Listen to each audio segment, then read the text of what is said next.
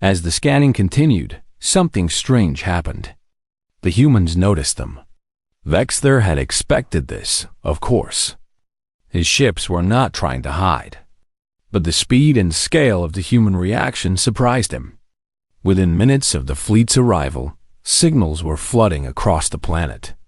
News broadcasts interrupted their normal programming. Military channels lit up with frantic communications. Millions of humans looked up at the sky and saw the dark shapes of alien warships blocking out the sun. On the bridge of the Eternal Dominion, communication officers reported a surge in human activity. "They are mobilizing their military forces," one officer said. "Aircraft are launching from bases across the planet. Naval vessels are leaving port. Ground units are moving to defensive positions." Vexter nodded slowly. This was expected. Every species tried to resist at first. It was instinct. But once they understood the hopelessness of their situation, they would surrender. They always did. "Open a channel to the planet," he commanded. "All frequencies. I want every human to hear this." The communication officers worked quickly. Within moments, Vexter's image was being broadcast to every screen on Earth. His gray face and cold eyes appeared on televisions, computers, phones, and billboards. His voice, translated into every human language, echoed across the world. "Creatures of Earth," he began. "I am Supreme Commander Vexter of the Valorian Dominion. Your planet is now under our control. Resistance is not possible. Your weapons cannot harm us. Your ships cannot match ours. You have one planetary rotation to surrender unconditionally. If you comply, you will be allowed to live as servants of the Dominion. If you refuse, you will be destroyed. This is not a negotiation. This is your only warning." He ended the transmission and waited. On 100 other worlds, this moment had been followed by chaos and then capitulation. Leaders would argue, populations would panic, and eventually someone would step forward to surrender. It usually took less than a day. But as the hours passed, something unexpected happened. Instead of chaos, there was organization. Instead of panic, there was defiance. Human leaders began to respond, and their answer was not what Vexter had anticipated. The first response came from the president of the largest human nation. She was a small woman with gray hair and fierce eyes. Her voice did not shake as she spoke. "To the aliens in orbit," she said, "I speak for the United States of America, but I believe I speak for all of humanity. We will not surrender. We will not serve. We will fight you with everything we have, and we will never stop fighting until you are gone from our world. You have made a terrible mistake coming here." Other leaders followed. The heads of nations that had been enemies for generations stood together and delivered the same message. Russia, China, India, Europe, Africa, South America, every corner of the planet united in a single word: no. Vexter watched these responses with growing confusion. Did they not understand what they faced? Had they not seen the power of his fleet? He ordered a demonstration. A single plasma blast aimed at an uninhabited island in the Pacific Ocean. The beam lanced down from orbit and struck the island. There was a flash of blinding light, and then the island was simply gone, vaporized. Where land had been, there was only boiling sea. That was a warning, Vexter broadcast. The next strike will not miss. Surrender now, or your cities will share that island's fate. The humans watched the destruction of the island. They saw the power that threatened them. And still, they did not surrender. Instead, they began to prepare. Across the planet, old enemies became allies. Military secrets were shared. Resources were pooled. Scientists who had spent their careers competing against each other began to work together. Factories that made cars started making weapons. Ordinary people lined up to volunteer for whatever was coming. Vexter observed all of this with growing frustration. The deadline he had given passed, and still no surrender came. Communications from the planet continued to be defiant. Some humans even sent insulting messages, mocking the Dominion and daring them to attack. "They are insane," War Minister Thrall said over the fleet communication channel. "They must be. No rational species would choose destruction over servitude." "Perhaps they do not believe we will actually destroy them," suggested Admiral Crix, commander of the fleet's left wing. "Perhaps they think we are bluffing.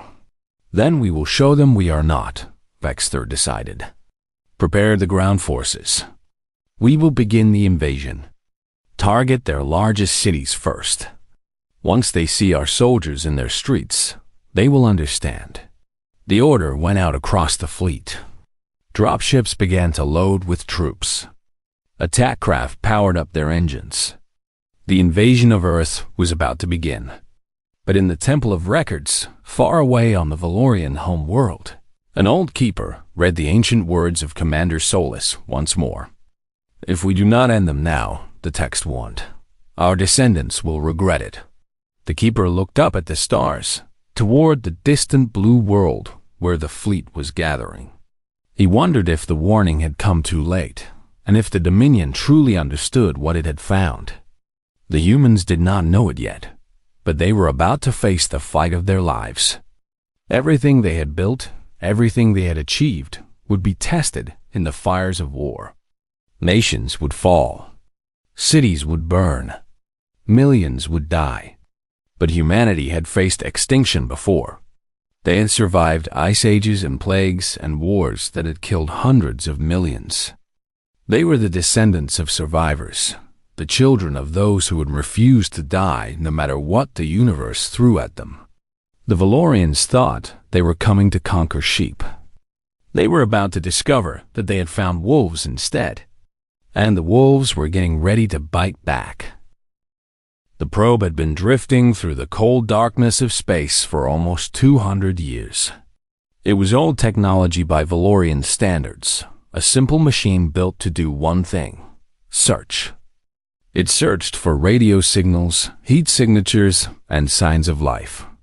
For 2 centuries, it had found nothing but dead rocks and empty void. Then, on a day that would change the history of the galaxy, the probe detected something. Faint radio waves were coming from a small blue planet orbiting a yellow star. The signals were crude and simple, but they were unmistakably artificial. Someone was out there. Someone was alive. The probe sent its findings back to the Valorian Dominion. The message traveled across thousands of light years, bouncing from relay station to relay station until it reached the heart of the Empire. When the Supreme Council received the report, there was silence in the great chamber for a long time. High Priest Zolan was the first to speak. His voice was old and tired, but it carried the weight of 3,000 years of searching. "We found them," he said. "After all this time, we finally found them. The 13th seed, that was what the ancient records called them. 3,000 years ago, during the time known as the Great Purge, the Valorian Dominion had tried to wipe out 13 primitive species. 12 had been completely destroyed, but the 13th had escaped. A few thousand of them had fled into the unknown regions of the galaxy, and the Dominion had lost track of them. For 3 millennia, the Valorians had searched, not because they feared these primitives, but because they hated loose ends. The Dominion was built on order and control. A species that had escaped their judgment was an insult to everything they believed in. Now, at last, the search was over. Supreme Commander Vexter stood before the council and studied the data on the floating screens. He was tall even by Valorian standards, with gray skin and eyes that had seen 100 worlds burn. He had led cleansing fleets for 2 centuries, and he had never failed. "The species calls itself humanity," he reported. "They have spread across their entire planet. Population estimates suggest approximately 8 billion individuals." A murmur went through the council. 8 billion was an enormous number. Most species the Dominion conquered had populations in the millions. How had these primitives grown so fast? Vexter continued. They have developed basic space travel. They have visited their moon and sent machines to nearby planets. They have split the atom and created weapons of significant destructive power. He paused. They also appear to be constantly at war with each other. Elder Mira leaned forward. She was the oldest member of the council, nearly 1,000 years old. They fight among themselves? Even with such large numbers? Constantly, Vexter confirmed. Their history is filled with conflict. They wage war over territory, resources, ideology, and sometimes for reasons our analysts cannot understand. They are a violent and chaotic species. Then they will be easy to conquer, said War Minister Thryle. He was young and eager, always hungry for battle. A species divided against itself cannot stand against us. But High Priest Zolan shook his head slowly. Do not be so certain. The ancient records speak of the 13th seed with caution. Our ancestors called them the survivors. They said these creatures had a strange resilience. Superstition, Thrall dismissed.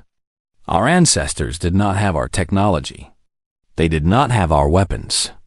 These humans are primitives with chemical rockets and simple atomic bombs. We have plasma cannons and ships that bend space itself. This will not be a war. It will be an extermination. The council debated for many hours. Some wanted to simply destroy the planet from orbit, to glass the surface and be done with it. Others argued for subjugation, for adding human slaves to the Dominion's workforce. A few, like High Priest Zolan, urged caution and further study. In the end, Supreme Commander Vexter made the decision. We will conquer them, he declared. We will show them the power of the Dominion and give them one chance to surrender. If they refuse, we will crush them. But we will not simply destroy them from space. That would be wasteful. 8 billion workers could serve the Dominion for generations. The Council agreed. A cleansing fleet was assembled, 400 warships, 50,000 ground troops, and enough firepower to level continents. It was more than Vexter usually brought to a conquest, but the sheer size of the human population required extra forces. As the fleet prepared to depart, Vexter visited the Temple of Records. He wanted to see the ancient texts about the 13th seed for himself. The temple was dark and quiet, filled with data crystals that held the history of the Dominion.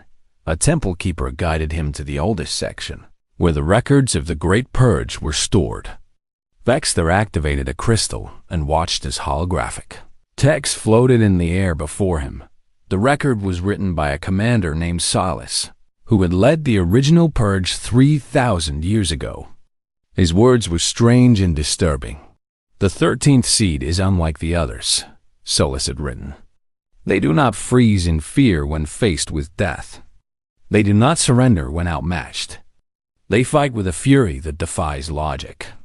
We destroyed their cities, and they attacked us from the ruins. We killed their warriors, and their farmers picked up weapons. We burned their fields, and they ate their dead rather than starve. They are not rational. They are not sane. They are something else entirely. Vexter frowned at these words. Solus had been considered one of the greatest commanders in Dominion history. Why would he write such things about primitives? He read on. I recommend that the council pursue them into the void. Do not let them escape. Do not let them grow. Given enough time, I believe these creatures will become a threat unlike any we have faced. They adapt too quickly. They learn too fast. They breed like insects and fight like demons. If we do not end them now, our descendants will regret it. But the council of that era had ignored Solus's warning. The 13th seed had fled too far, and the cost of pursuing them was deemed too high. So the matter was forgotten, filed away in these dusty records. Vexter closed the crystal and stood in silence for a long moment. Then he laughed softly. Solus had been afraid of primitives who fought with sticks and stones. 3,000 years later, those primitives had only reached basic space travel. They were still children playing with toys. The Supreme Commander left the temple and boarded his flagship, the Eternal Dominion.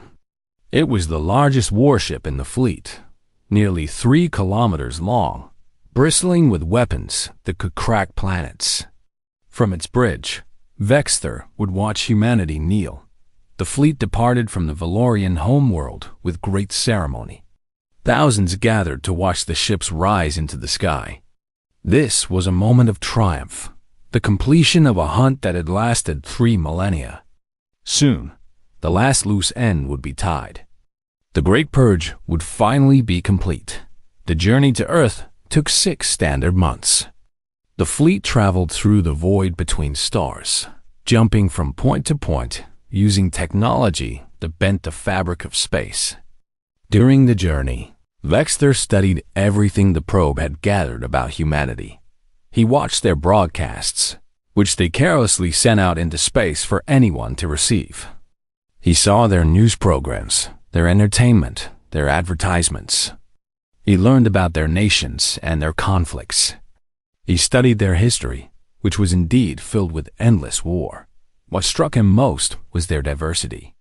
Unlike the Valorians, who had engineered themselves into uniformity over millennia, humans came in countless variations.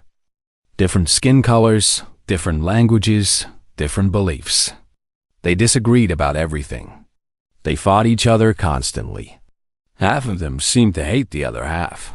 This confirmed what War Minister Thrall had said.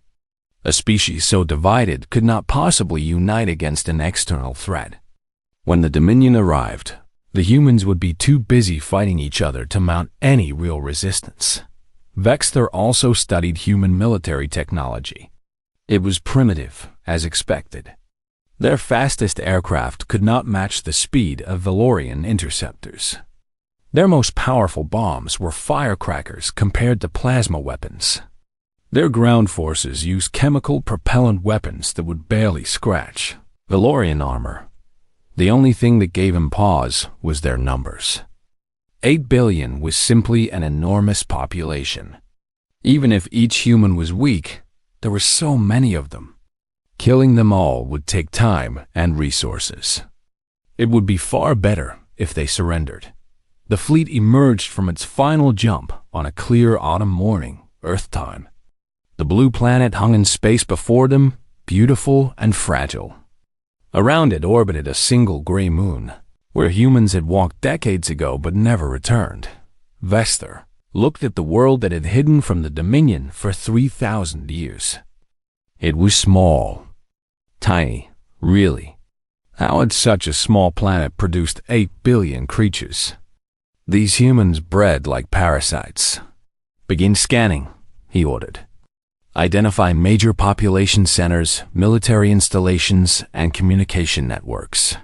The fleet spread out around Earth, taking positions in orbit. Human satellites were swept aside like insects. A few primitive spacecraft were captured and examined. The humans inside were taken for study. They were small, soft creatures with fragile bodies. Vexter could not understand how such beings had survived at all. The dropships descended from the sky like metal rain.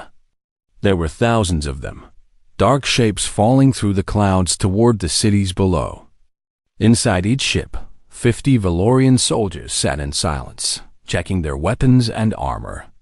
They had done this many times before on many worlds. They expected no real resistance. Supreme Commander Vexter watched the invasion begin from the bridge of the Eternal Dominion. Holographic displays showed him the entire planet at once. Red dots marked the landing zones: New York, Beijing, Moscow, London, Tokyo, and dozens of other major cities. The plan was simple. Take the capitals, capture the leaders, and break the will of the population. It had worked on every other world. The first dropships landed in Central Park, in the heart of New York City. The Valorian soldiers poured out with practiced efficiency, their plasma rifles raised and ready. They expected screaming civilians and perhaps a few brave police officers with useless weapons. Instead, they found barricades. The humans had worked through the night. They had piled cars, buses, and chunks of concrete across every street leading into the park. Behind these barriers crouched thousands of defenders, soldiers, police, and ordinary citizens who had refused to flee. They had hunting rifles, shotguns, pistols, and in some cases, nothing but baseball bats and kitchen knives. For a long moment, the two sides stared at each other. The Valorians were confused. On other worlds, populations scattered before them. They ran and hid and begged for mercy. These humans were doing none of those things. A Valorian captain named Drax stepped forward.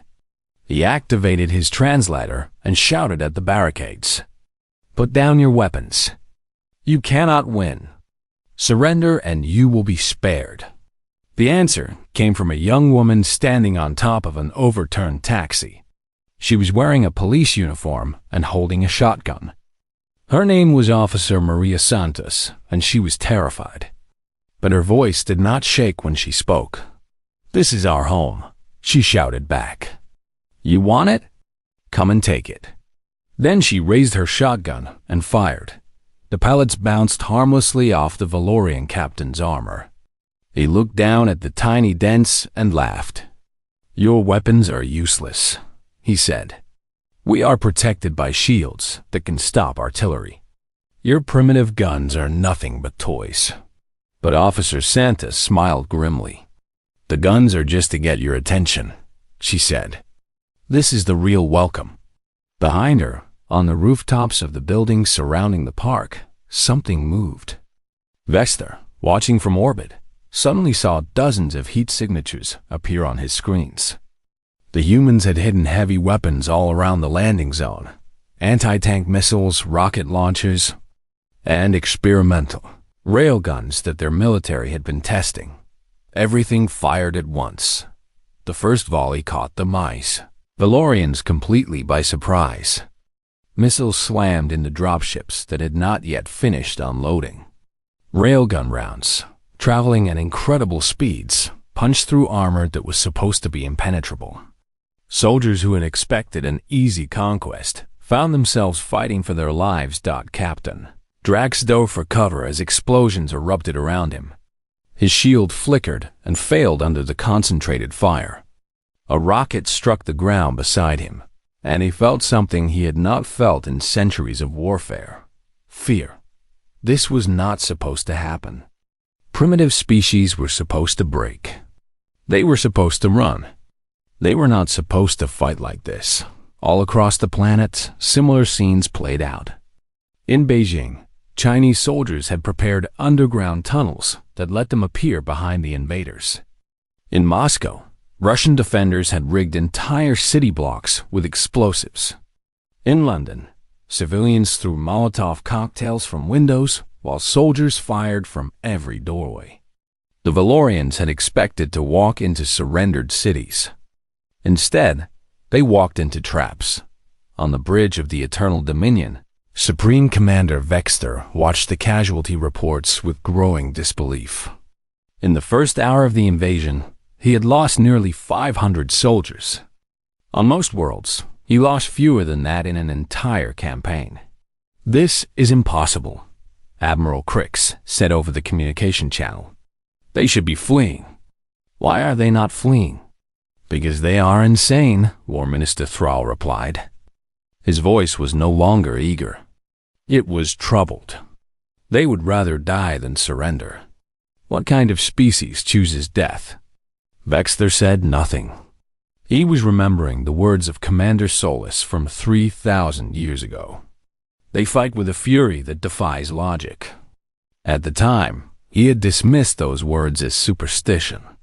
Now he was not so sure, but he was still Supreme Commander, and he still had 400 warships in orbit. The humans were fighting hard, but they were still primitives with primitive weapons. He would simply use more force. "Bring up the orbital batteries," he ordered. Target the defensive positions around each landing zone. Clear a path for our troops. The order was carried out. Plasma beams lanced down from space, turning barricades into slag and buildings into craters. The human defenders died by the thousands. Their improvised fortifications were no match for weapons that could crack continents. But even as they died, the humans kept fighting. When one barricade fell, defenders retreated to the next one. When their heavy weapons were destroyed, they picked up rifles. When their rifles ran out of ammunition, they threw rocks. They simply would not stop. Officer Maria Santos survived the orbital bombardment that destroyed most of her position. She crawled out of the rubble with blood running down her face and one arm hanging useless at her side. Around her, the park had become a hellscape of fire and smoke. Most of her fellow defenders were dead, but she could still hear gunfire. Somewhere, people were still fighting. She picked up a fallen soldier's rifle and limped toward the sound. A Valorian trooper stepped out of the smoke in front of her. He was tall and armored and completely unhurt. He raised his plasma rifle and pointed it at her chest. "Surrender," he said. "You are beaten. There is no point in dying." Santos looked at the alien. She thought about her family, about her city, about everything humanity had built. Then she thought about living as a slave to these creatures who had come to steal her world. "You first," she said, and raised her rifle. She knew she would probably die. Her weapon probably could not even hurt him. But she would not kneel. She would not beg. If she was going to die, she would die on her feet, fighting. The Valorian hesitated. He had seen this look before, on this world, in the eyes of too many humans. It was not the look of a beaten enemy. It was the look of someone who had already accepted death and was no longer afraid of anything. Before he could fire, a rocket streaked out of the smoke and struck him in the back. His armor cracked, and he fell. Behind him, a group of teenage boys emerged from the ruins, carrying homemade weapons they had built in their school's workshop. "Are you okay, ma'am?" one of them asked. Santos stared at them. They were children. They should have been in school, worrying about homework and dates. Instead, they were fighting aliens with weapons they had made themselves. "I'm fine," she said. "Let's go find more of these bastards." Together, they disappeared into the smoke. The battle for New York raged for 3 days. The Valorians eventually took the city, but they paid a terrible price. More than 2,000 of their soldiers died in the streets of Manhattan alone. The humans lost far more, but they made the invaders bleed for every block. And it was the same everywhere. In every city on Earth, the Valorians faced the same furious resistance. Humans fought from buildings, from sewers, from subway tunnels. They set traps and ambushes. They attacked supply lines. They refused to accept defeat. After the first week of fighting, Supreme Commander Vexter called a council of war aboard the Eternal Dominion. His admirals and generals gathered in the Great Hall, and for the first time in his long career, Vexter saw doubt on their faces. "We have taken most of the major cities," General Krex reported, "but we cannot hold them. The humans attack us constantly. They emerge from hiding, strike, and disappear. We kill hundreds of them, and more appear. They are everywhere. Their governments have collapsed," Admiral Krex added. "We captured or killed most of their leaders in the initial assault. But it did not break them. If anything, they fight harder now. They have formed resistance groups in every region.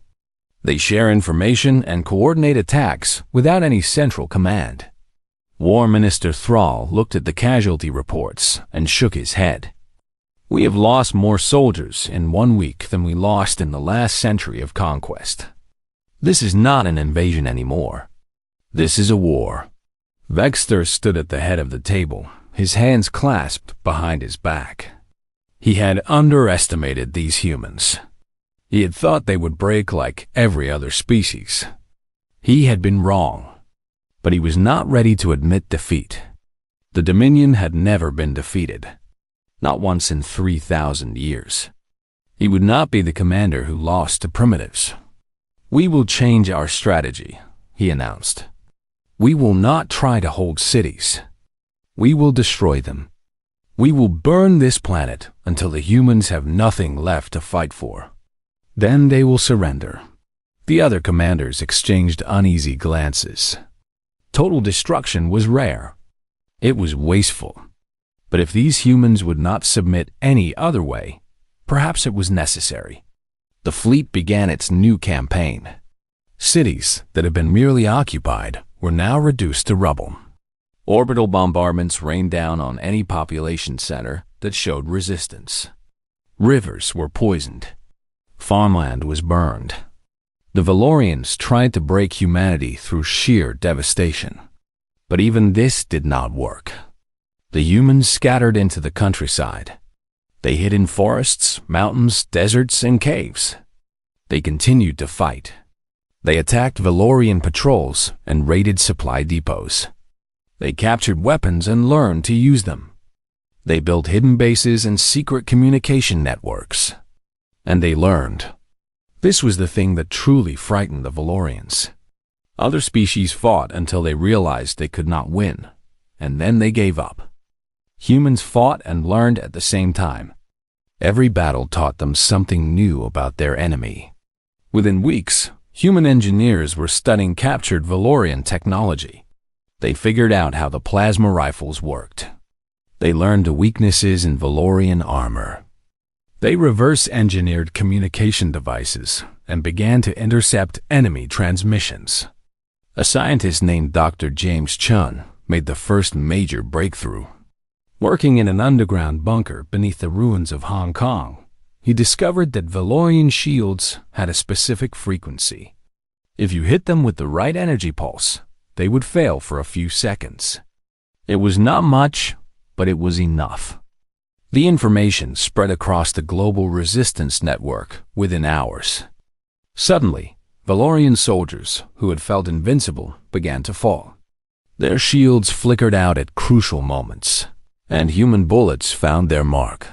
Dr. Chun did not survive to see the full impact of his discovery. A Valorian strike team found his bunker and destroyed it. But before he died, he transmitted all of his research to a dozen other hidden laboratories. His work continued without him. This was something the Valorians could not understand.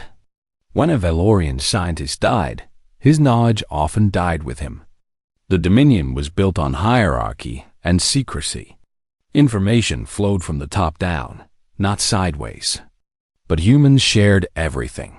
They posted their discoveries on whatever communication networks still functioned. They taught each other. A breakthrough made in South America would be used in Europe within days. Every human who knew something taught it to others before they died. Supreme Commander Vexter began to understand that he was facing something new. This was not a species.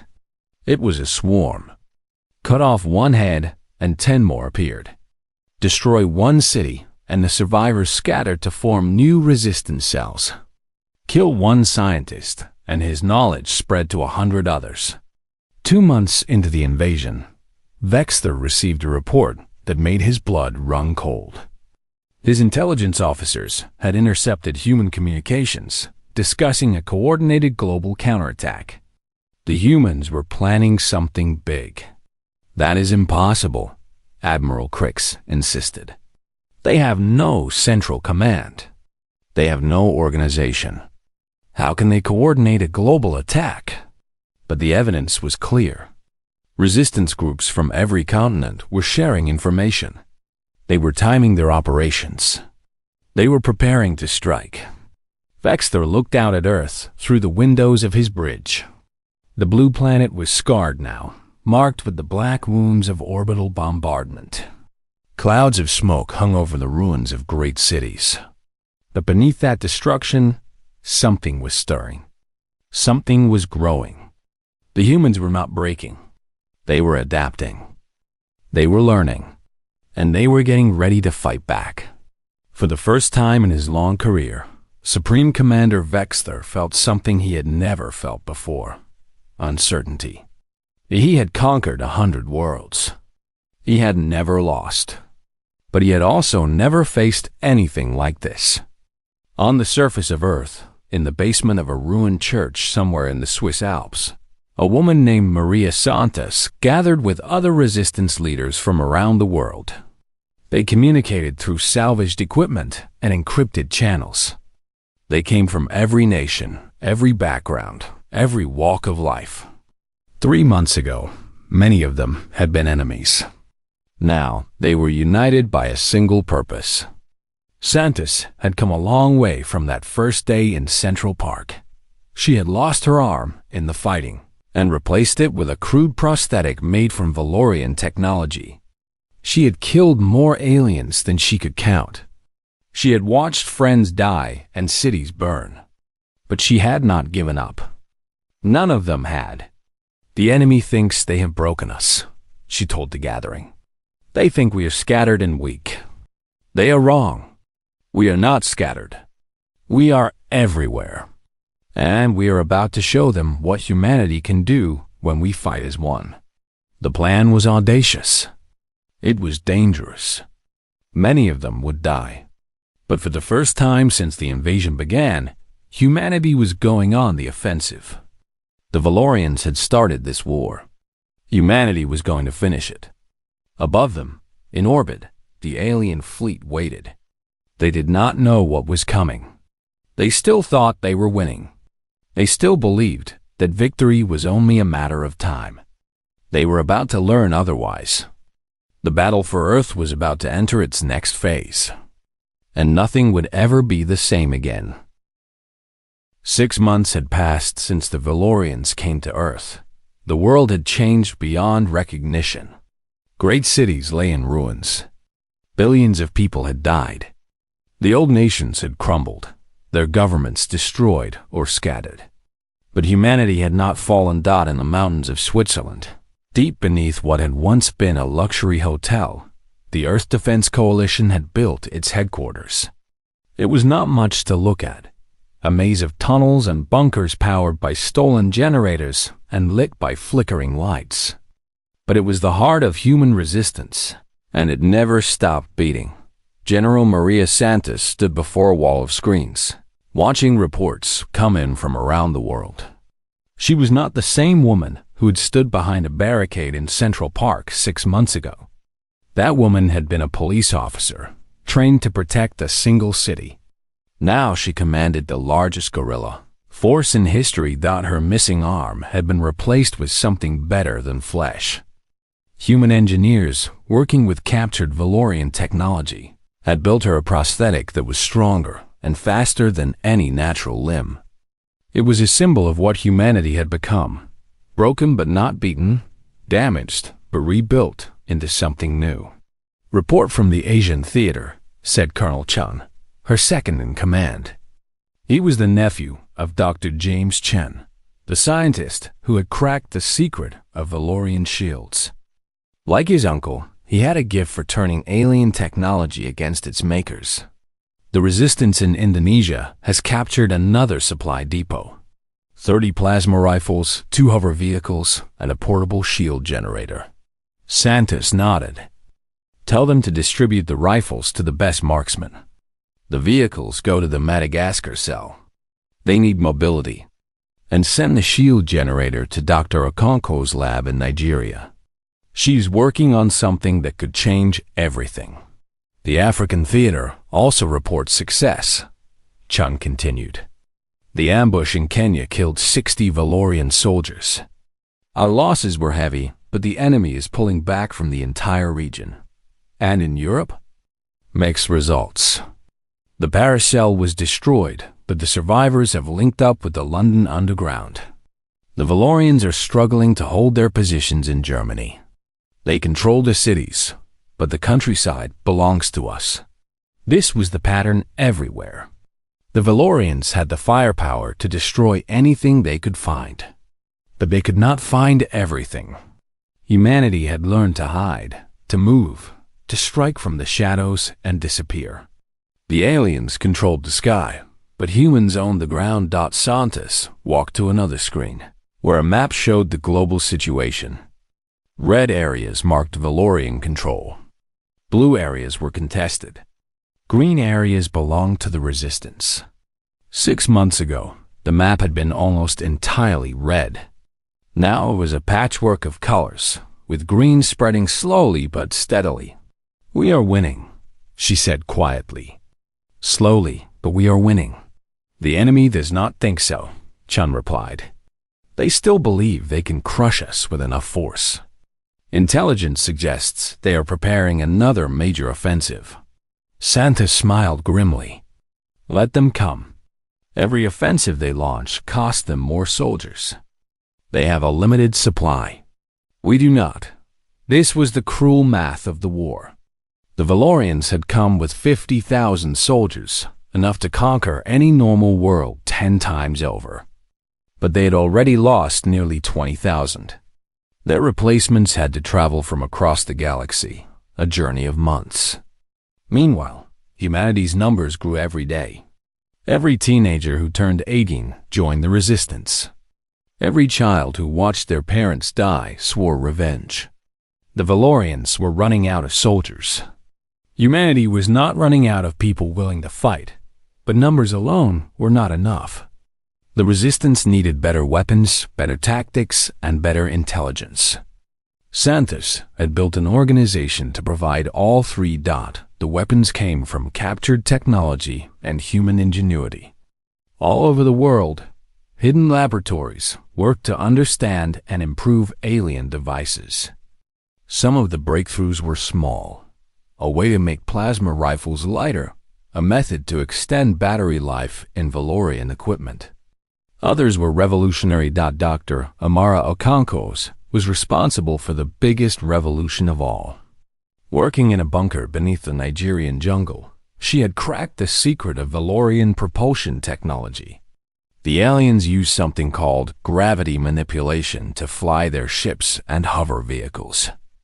Okonkwo had figured out how to build her own version. "It is not pretty," she admitted when Santos visited her lab. The device she had built looked like a pile of scrap metal held together with tape and prayers. But when she activated it, the pile rose off the ground and floated silently in the air. "But it works. Give me 3 months and a factory, and I can build enough of these to put our soldiers in the sky." Santos looked at the floating machine and felt something she had not felt in a long time: hope. For 6 months, the Valorians had owned the air. Their dropships and fighters could strike anywhere, anytime. Human resistance had been limited to the ground. But if humans could fly too, everything would change. "You will have your factory," Santos promised. "And anything else you need." Tactics came from studying the enemy. The Valorians were excellent soldiers, disciplined, well-trained, and equipped with the best technology in the galaxy. But they had weaknesses. The biggest weakness was their command structure. Valorian soldiers did not think for themselves. They followed orders from their superiors, who followed orders from their superiors, all the way up to Supreme Commander Vexter. If you cut the chain of command, the soldiers below became confused and ineffective. Human resistance fighters had learned to target officers first. Every ambush focused on killing or capturing leaders. Without their commanders, Valorian units made mistakes. They hesitated. They retreated when they should have advanced. They were not used to thinking independently. Humans, by contrast, were the opposite. Every resistance fighter could act alone if necessary. They did not need orders from above. They understood the goal, and they found their own ways to achieve it. When communications went down, they kept fighting. When leaders died, others stepped up. The resistance was not an army. It was a network, and networks were very hard to kill. The third advantage was intelligence. The Valorians had underestimated human technology in many ways, but their biggest mistake was ignoring computers. Before the invasion, humanity had been on the edge of a digital revolution. Billions of computers, phones, and devices were connected in a global network. The Valorians had destroyed much of this infrastructure, but they had not destroyed all of it. And what remained was incredibly powerful. A young man named Marcus Lee had built the Resistance's intelligence network. He was only 19 years old, a college student who had been studying computer science when the invasion began. Now he commanded a network of hackers, engineers, and analysts spread across 6 continents. The Valorians use encryption that should be unbreakable, he explained to Santos during a video briefing. His face flickered on the screen, transmitted through cables hidden beneath the ocean. But they made a mistake. They assumed no one would ever try to break it. They got lazy. They used the same codes for months without changing them. And you broke the codes? Marcus grinned. Not just broke them. We are inside their entire communication network. We know when they are planning attacks. We know where their supply lines run. We know which commanders are arguing with each other and which units are running low on ammunition. This intelligence had saved thousands of lives. Resistance fighters knew when to hide and when to attack. Ambushes were planned with perfect information about enemy movements. The Valorians could not understand how the humans always seemed to know what they were going to do. 6 months into the war, the resistance was stronger than ever. But Santos knew that strength was not enough. The Valorians still had their fleet in orbit. They could still bomb any position they discovered. As long as those ships controlled the sky, humanity could not truly win.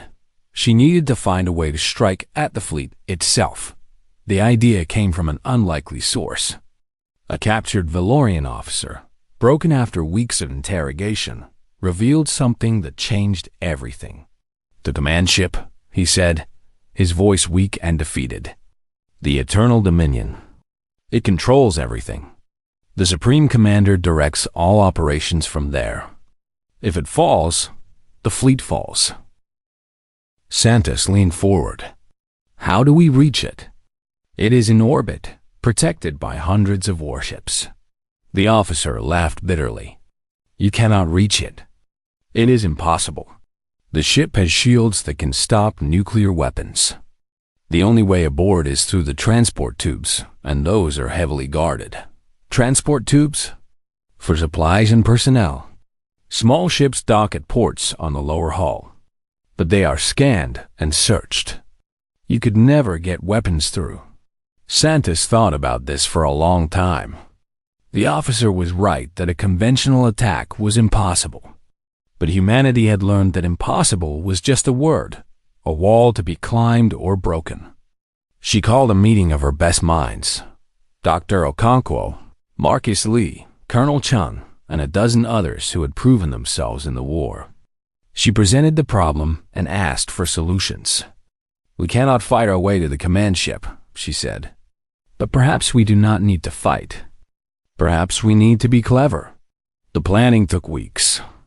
Ideas were proposed, tested, and rejected. Slowly, a plan began to take shape. It was insane. It was desperate. It had almost no chance of success. But it was their only option. The plan had 3 parts. First, the resistance would launch attacks across the globe simultaneously. Every cell, every fighter, every weapon would be committed to a single day of maximum violence. The goal was not to win any particular battle, but to create chaos.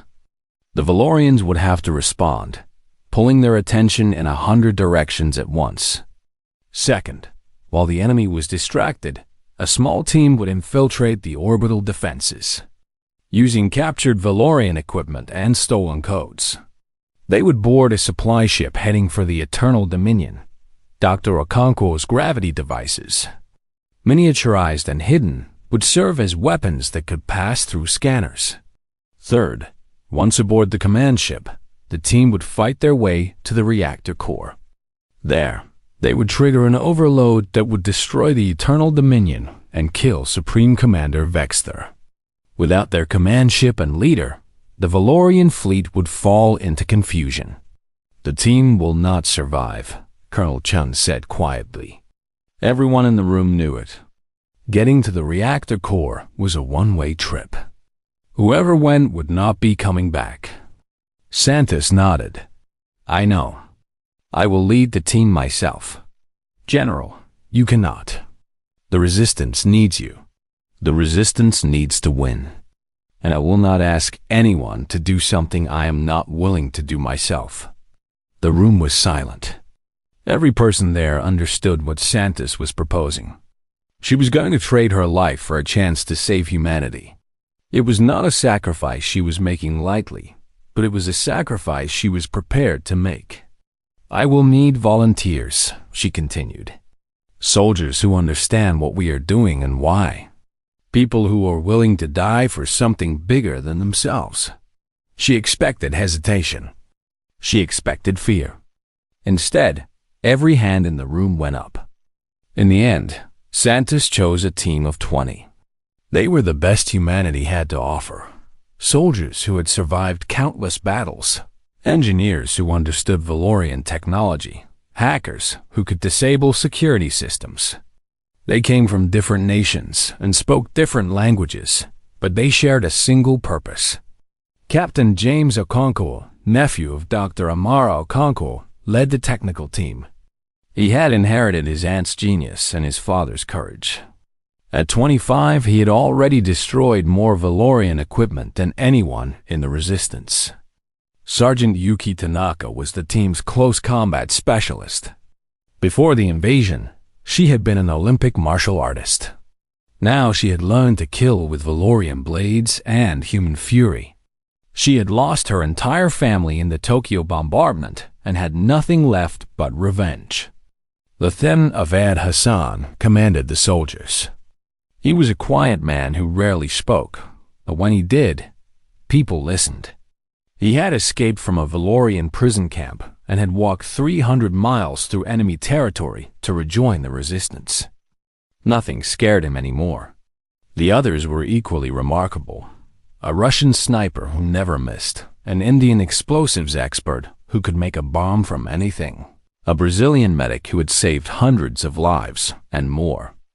They were humanity's best hope.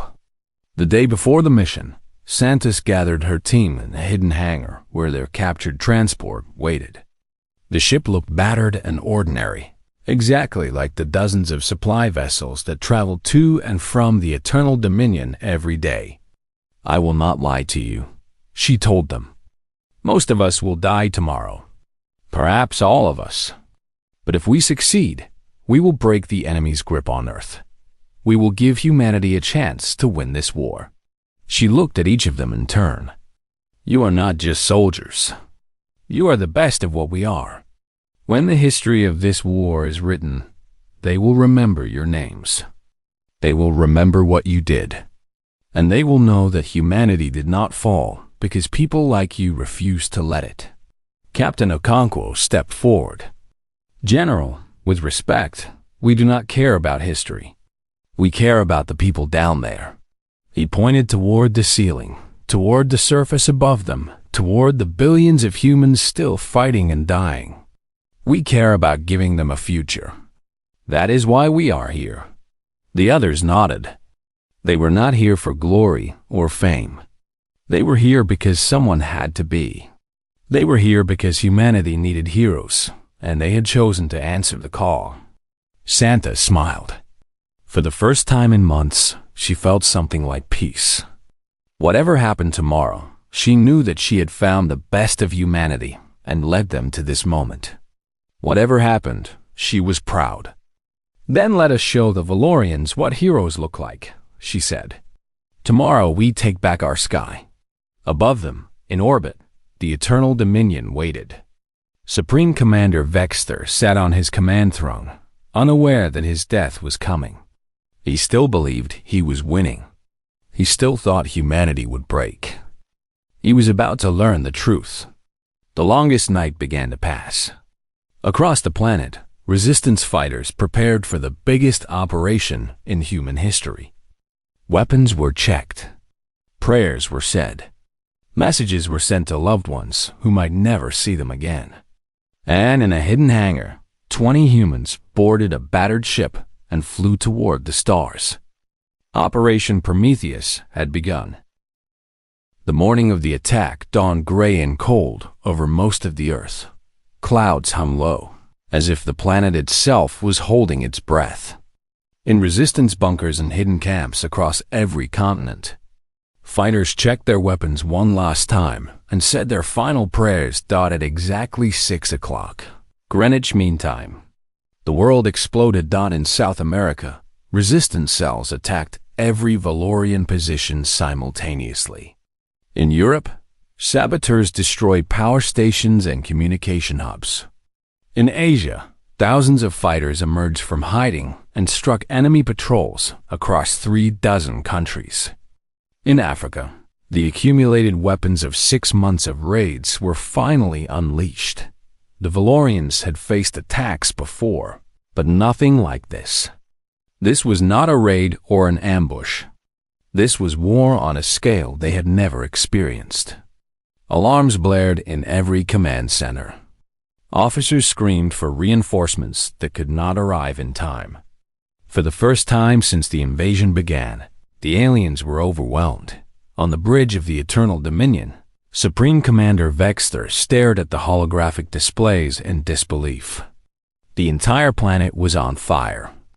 Hundreds of reports flooded in every minute, each one describing another disaster. His forces were stretched thin across too many fronts, unable to concentrate enough strength to crush any single attack. "How is this possible?" he demanded. "They are primitives. They should not be capable of this level of coordination."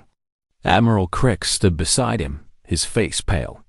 "Supreme Commander, we have underestimated them. Again, they have been planning this for months. Every cell, every fighter, every weapon they have collected, they are using everything at once. Then, we will respond with everything we have. Order all units to defensive positions. Launch orbital strikes on the largest concentrations of enemy forces." But the orders took time to reach scattered units. Communications were jammed or destroyed. Valorian soldiers who had grown used to easy victories found themselves fighting for their lives against enemies who seemed to know exactly where they would be and how they would respond. While the ground burned, a small ship slipped through the chaos. General Maria Santos sat in the pilot's seat of the captured transport, her mechanical arms steady on the controls. Behind her, 19 of the best fighters humanity had ever produced waited in silence. They wore captured Valorian armor and carried weapons hidden inside their bodies. Each had undergone surgery to implant Dr. Okonkwo's gravity devices beneath their skin, weapons that no scanner could detect. The transport rose through Earth's atmosphere and headed toward the fleet. Santos watched the warships grow larger on the view screen. There were hundreds of them, dark and terrible, blocking out the stars. Any one of them could destroy her little ship in an instant. "Approaching checkpoint," Captain Okonkwo reported from the sensor station. "Broadcasting our stolen codes now." This was the first moment of truth. If the Valorians had changed their codes, if someone recognized that this particular transport had been reported missing, if anything went wrong at all, they would die in a flash of plasma fire. Seconds passed. Then a voice crackled over the radio. "Transport 473, you are cleared for approach to the Eternal Dominion. Proceed to docking bay 12. Santos released a breath she did not know she had been holding. "Acknowledged, Control." Proceeding to bay 12. The transport glided between the massive warships, tiny and insignificant among the giants. Santos could see the Eternal Dominion now, the largest ship in the fleet. It was nearly 3 kilometers long, bristling with weapons, surrounded by layers of protective vessels. It looked invincible, but nothing was truly invincible. Santos had learned that in 6 months of war, everything had a weakness. You just had to find it. The transport docked without incident. As the team prepared to disembark, Santos gathered them for final instructions. "We have 3 hours before the global attack loses momentum. In 3 hours, The Valorians will regain control of the situation. We need to destroy this ship before that happens. She looked at each of them. Stick to the plan. Move fast. And remember why we are here. Sergeant Tanaka drew her hidden blade, a thin piece of sharpened metal that had been implanted in her forearm. For Earth, she said quietly. For Earth, the others repeated. The airlock opened. They stepped onto the Eternal Dominion. The docking bay was busy with activity. Valorian soldiers and workers rushed back and forth, responding to the crisis on the planet below. No one paid attention to another group of soldiers in captured armor. Santos led the team through the corridors, following maps that Marcus Lee's hackers had stolen from Valorian databases. The Eternal Dominion was a maze of passages and chambers, but they had memorized every turn, every junction, every security checkpoint. The first guards died before they could raise an alarm. Sergeant Tanaka moved like a shadow, her blade slicing through alien throats in perfect silence. Lieutenant Hassan's soldiers followed, killing with precise efficiency. By the time they reached the central elevator shaft, they had eliminated a dozen Valorians without firing a shot. Captain Okonkwo worked on the elevator controls. Security systems are detecting inconsistencies in the docking bay. They will know something is wrong soon. How long do we have? Santos asked. Minutes. Maybe less. Then we move faster. The elevator dropped toward the lower decks. The reactor core was located at the bottom of the ship, protected by multiple layers of security. Each layer would be harder than the last. The doors opened onto a corridor filled with Valorian Marines. These were elite soldiers, the best the Dominion had. They had been positioned to guard the most critical systems of the ship. The fight that followed was brief and brutal. Santos activated her gravity device, and a wave of force threw 3 Marines against the wall. Sergeant Tanaka leaped among them like a dancer of death, her blade finding gaps in armor with impossible precision. Lieutenant Hassan's soldiers fired captured plasma rifles at point-blank range, but the Valorians fought back hard. Their weapons roared, filling the corridor with deadly energy. Humans fell, their lives ending in flashes of light. The Russian sniper died protecting Captain Okonkwo. The Brazilian medic was cut down while trying to help the wounded. By the time the corridor was clear, only 8 of the original 20 remained. Santos did not pause to mourn. There was no time. Keep moving, she ordered. We are almost there. They fought through 2 more checkpoints, losing another soldier at each one. By the time they reached the reactor chamber, only 5 of them remained. Santos, Okonkwo, Tanaka, Hassan, and an Indian explosives expert named Priya Singh. The reactor chamber was enormous, a cathedral of alien technology. At its center, a column of pulsing light stretched from floor to ceiling. This was the heart of the Eternal Dominion, the source of all its power. If they could destroy it, the entire ship would be torn apart. But between them and the reactor stood Supreme Commander Vexter himself. The morning of the attack dawned gray and cold over most of the Earth. Clouds hung low, as if the planet itself was holding its breath. In resistance bunkers and hidden camps across every continent, fighters checked their weapons one last time and said their final prayers. At exactly 6 o'clock, Greenwich Mean Time, the world exploded. In South America, resistance cells attacked every Valorian position simultaneously. In Europe, saboteurs destroyed power stations and communication hubs. In Asia, thousands of fighters emerged from hiding and struck enemy patrols across 36 countries. In Africa, the accumulated weapons of 6 months of raids were finally unleashed. The Valorians had faced attacks before, but nothing like this. This was not a raid or an ambush. This was war on a scale they had never experienced. Alarms blared in every command center. Officers screamed for reinforcements that could not arrive in time. For the first time since the invasion began, the aliens were overwhelmed. On the bridge of the Eternal Dominion, Supreme Commander Vexter stared at the holographic displays in disbelief. The entire planet was on fire. Hundreds of reports flooded in every minute, each one describing another disaster.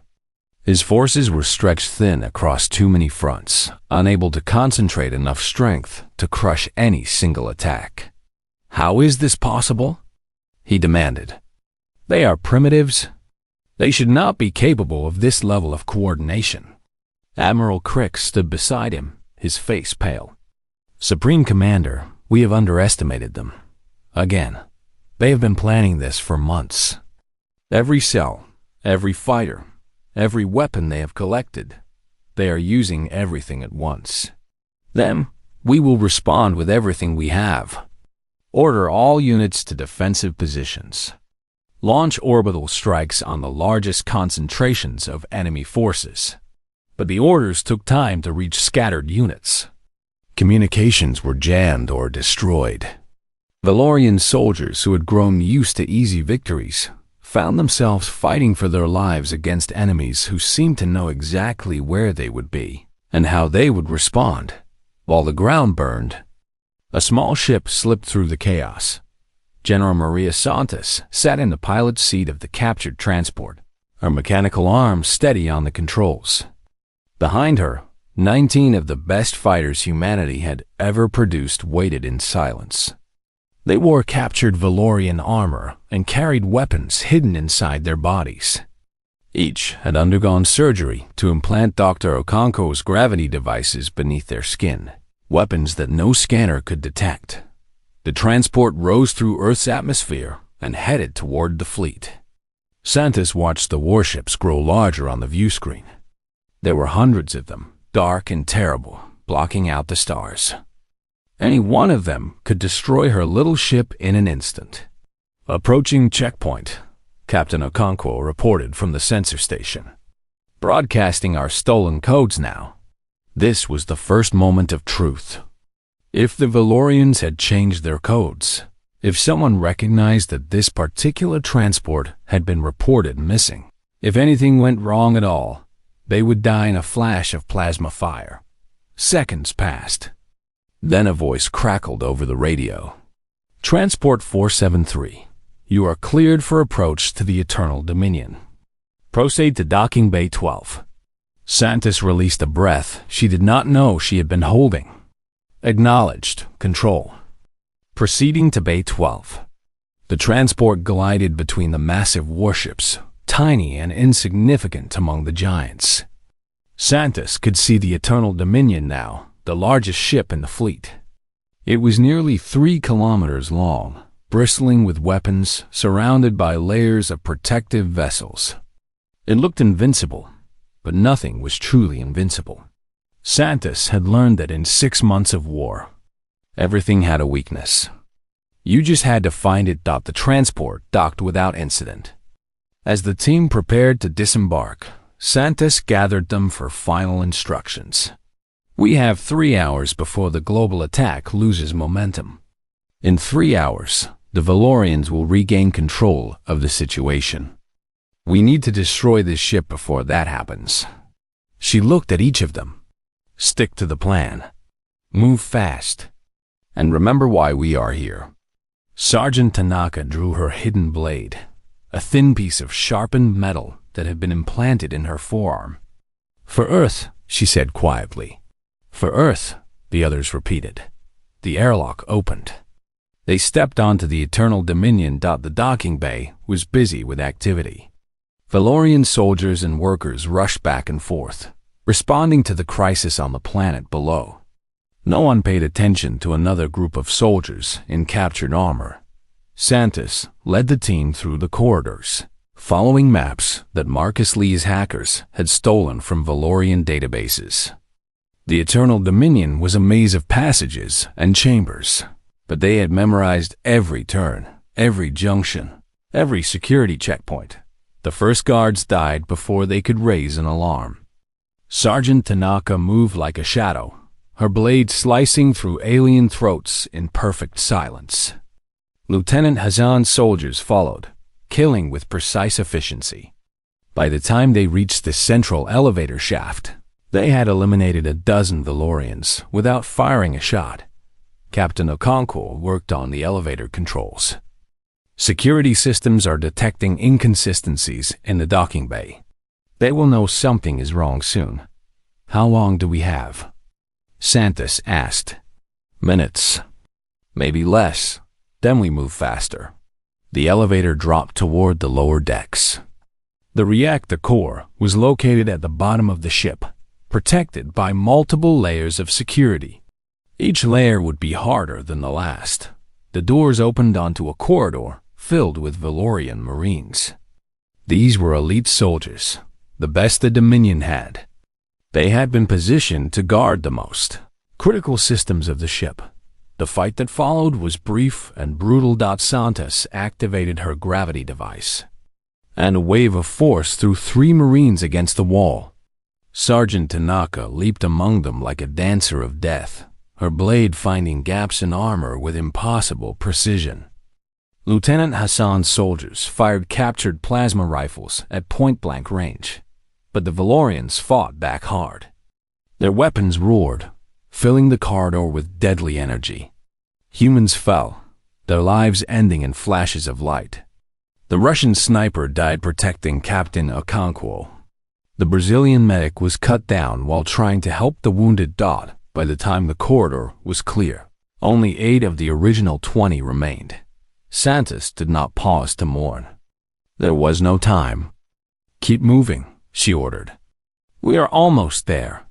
They fought through 2 more checkpoints, losing another soldier at each one. By the time they reached the reactor chamber, only 5 of them remained. Santos, Okonkwo, Tanaka, Hassan, and an Indian explosives expert named Priya Singh. The reactor chamber was enormous, a cathedral of alien technology. At its center, a column of pulsing light stretched from floor to ceiling. This was the heart of the Eternal Dominion, the source of all its power. If they could destroy it, the entire ship would be torn apart. But between them and the reactor stood Supreme Commander Vexter himself. The Valorian leader had come down from his bridge when the alarm sounded. He stood before the reactor in his battle armor, plasma sword in hand, flanked by his personal guards. Humans, he said, and his voice carried contempt and something else, something that might have been respect. I underestimated your species. That mistake ends now. His guards opened fire. Lieutenant Hassan threw himself in front of the others, his body absorbing shots that would have killed them all. He died without making a sound. Singh and Tanaka engaged the guards while Santos and Okonkwo faced Vexter. The Supreme Commander moved with speed that should have been impossible for such a large creature. His plasma sword hummed through the air, leaving trails of burning light. Santos parried with her mechanical arm, the metal shrieking as plasma burned through it. She countered with her gravity device, but Vexter had his own shields. The force wave splashed against them like water against rock. You fight well, Vexter admitted, but you cannot win. Even if you destroy the ship, the fleet remains. Even if you destroy the fleet, the Dominion will send more. Your species is doomed. Santos smiled through the pain of her burning arm. Maybe, but we will never stop fighting. And someday, we will win. That is what your kind does not understand about us. We do not know how to give up. She activated every gravity device she had, pouring all of their power into a single blast. The force wave hit Vexter like a hammer, cracking his shields and driving him back. For just a moment, he was vulnerable. Okonkwo was waiting for that moment. He had reached the reactor controls, while Santos held the Supreme Commander's attention. His hands flew across the alien interface, inputting the overload sequence they had prepared. It is done, he shouted. The reactor will explode in 3 minutes. Vexter roared in fury and struck Santos with his sword. The blade pierced her chest, a killing blow. but she grabbed his arm with her remaining hand and held on. "Go," she told Okonkwo.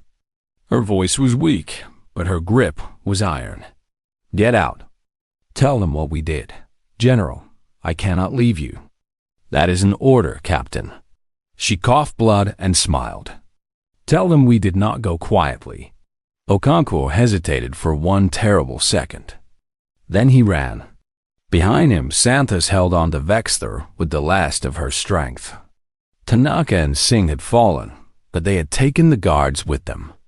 It was just the two of them now, human and Valorian, locked in a final embrace. "You think this changes anything?" Vexter snarled. "You are dying. Your friends are dying.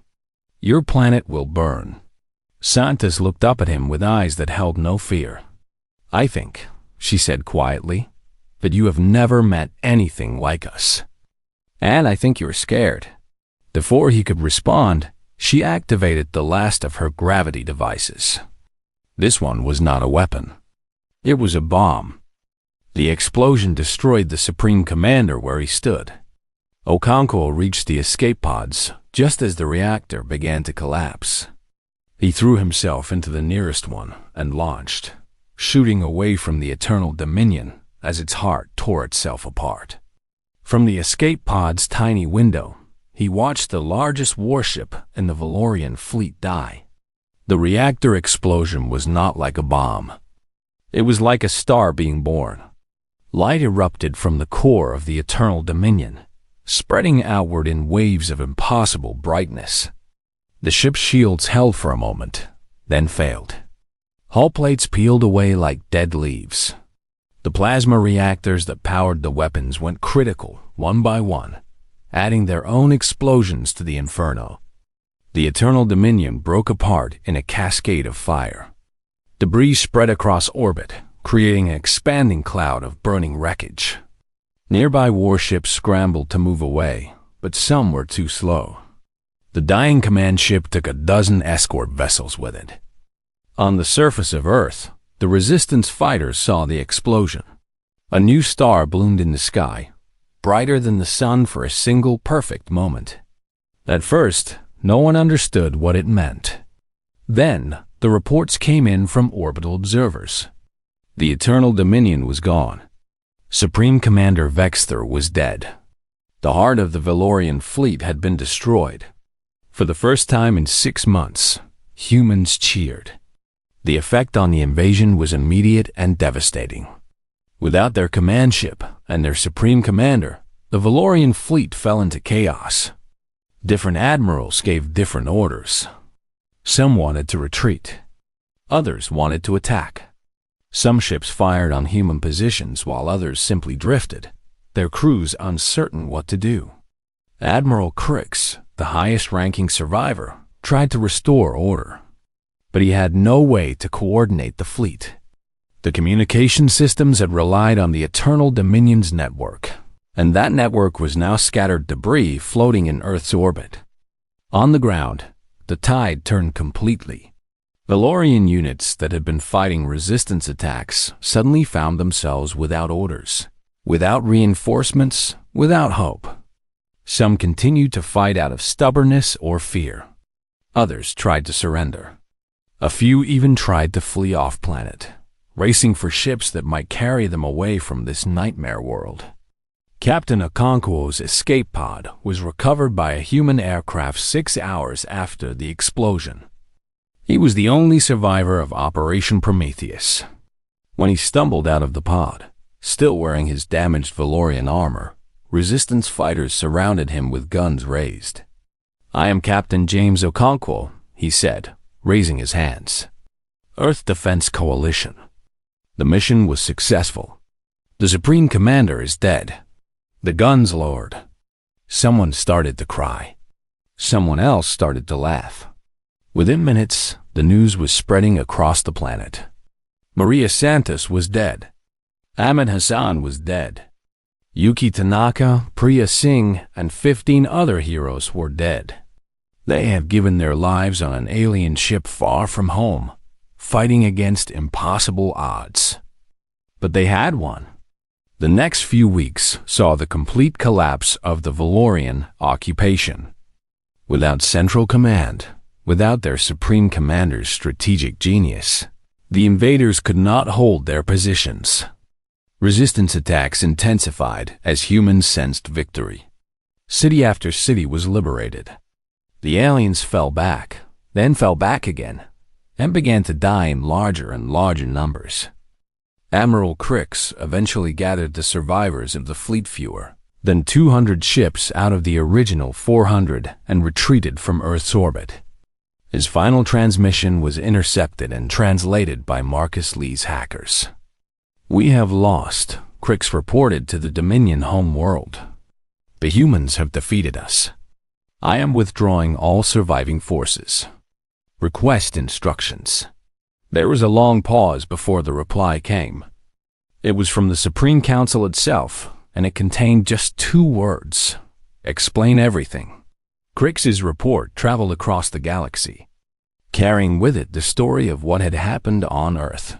The primitives who should have surrendered in days had fought for months. They had learned alien technology faster than anyone thought possible.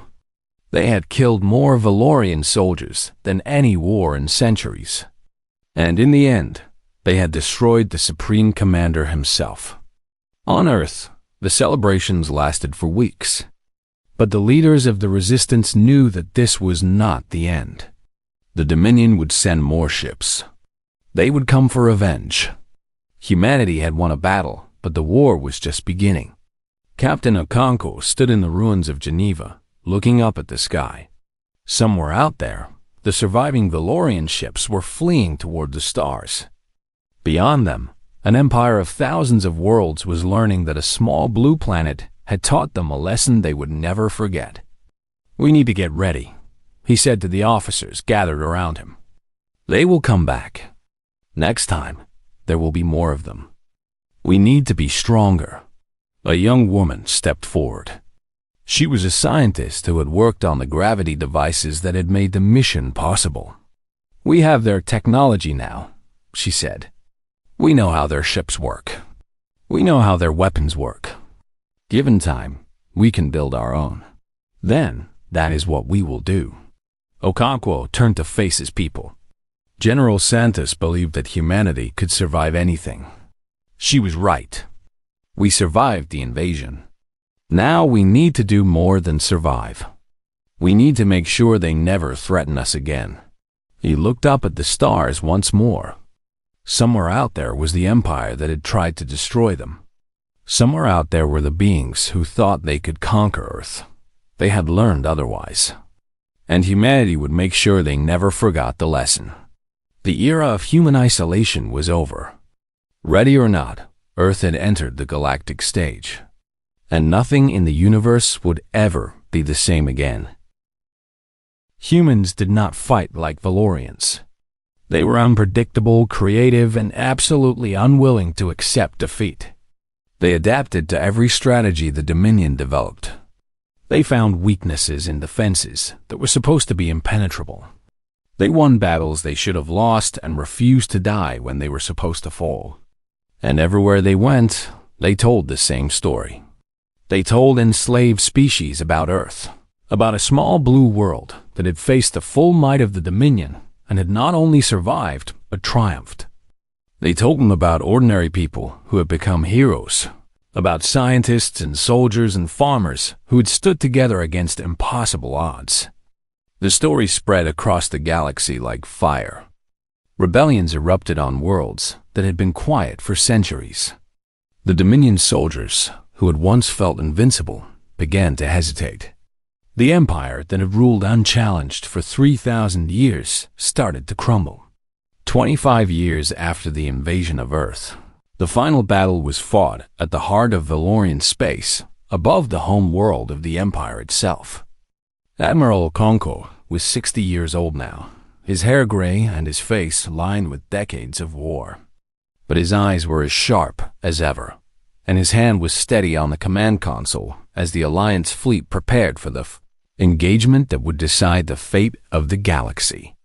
Across from him, the last of the Valorian Grand Armada waited, 1,000 ships, gathered from every corner of their shrinking empire for a final stand.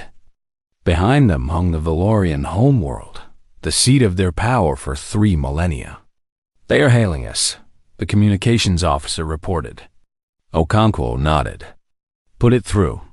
The face that appeared on the screen was old, even by Valorian standards. High Priest Zolan had survived all the years of war, watching as his empire collapsed around him.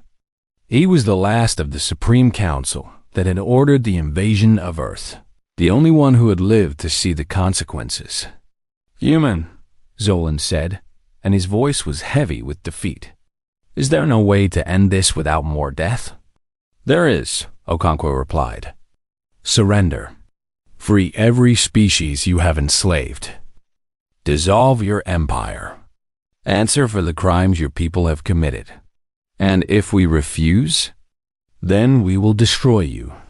Not because we hate you, but because we cannot allow what you have done to continue. You have enslaved billions. You have committed genocide against species that dared to resist you. You would have done the same to us. This ends today, one way or another." Zolan was silent for a long moment. Then he laughed bitterly. 3,000 years ago, my ancestors thought they had exterminated your kind.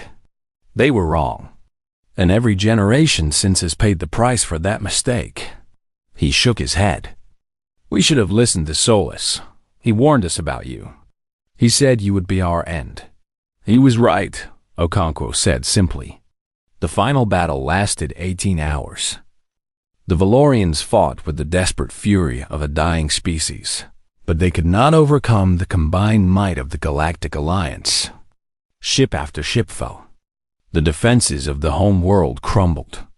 When it was over, the Valorian fleet was shattered, and their planet was surrounded by the forces of those they had once conquered. High Priest Zolan surrendered on the steps of the Supreme Council chambers, kneeling before Admiral Okonkwo and a group of officers that included representatives of a dozen species. The ceremony was broadcast across the galaxy, watched by billions who had never known a universe without Valorian rule. "The war is over," Okonkwo announced. "The Dominion is finished. From this day forward, every species in this galaxy is free." The cheering could be heard on worlds light years away. 1 year later, the Galactic Alliance established its capital on a space station in neutral territory, built to be a meeting place for all the species that had joined together to defeat the Dominion. Representatives from hundreds of worlds gathered to write a constitution that would govern their new civilization. Admiral Okonkwo, now retired, was asked to give the opening address. He stood before the assembly, looking out at faces of every shape and color, at beings who would have been enemies a generation ago, but who were now allies and friends. 100 years ago, he began, my species had never traveled beyond our moon. We were alone, isolated, convinced that we were the only intelligent life in the universe. Then the Valorians came, and everything changed. He paused, remembering. They came to destroy us. They thought we were weak, divided, primitive. They thought we would break like every other species they had conquered. They were wrong. We did not break. We fought. We suffered. We lost billions of our people. But we never gave up. And in the end, we won. Not because we were stronger or better equipped, but because we refused to accept defeat. Because when everything seemed hopeless, we kept fighting anyway. He looked at the assembled delegates. That same spirit is what brings us together today. Every species in this room has faced oppression. Every species has suffered. But you are all here because, like humanity, you refused to accept that suffering was your destiny. You fought back. You survived. And now, together, we can build something better. The Galactic Alliance is not just a military alliance or a political union. It is a promise. A promise that no species will ever face conquest alone again. A promise that the strong will protect the weak and the free will liberate the enslaved. A promise that the darkness that covered this galaxy for 3,000 years will never return. He raised his hand in the gesture of unity that the Alliance had adopted, a closed fist opening into an open palm. We are the Alliance. We are free. And we will remain free, now and forever. The assembly rose to its feet, hundreds of beings from hundreds of worlds, united in a single moment of hope. Far away, on a small blue planet orbiting an unremarkable yellow star, children played in the rebuilt streets of cities that had once been ruins. They looked up at the sky without fear, knowing that humanity's place among the stars was secure. They learned the stories of the heroes who had saved their world. Maria Santos, Ahmed Hassan, Yuki Tanaka, Priya Singh, and all the others who had given their lives for humanity's future. In the Memorial Garden in Geneva, statues of the 20 heroes of Operation Prometheus stood in a circle around a flame that never went out. Families came to pay their respects. Veterans came to remember. Children came to learn.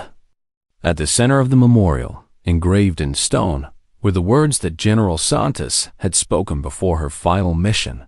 Tell them we did not go quietly. They had not gone quietly. They had fought and died and won.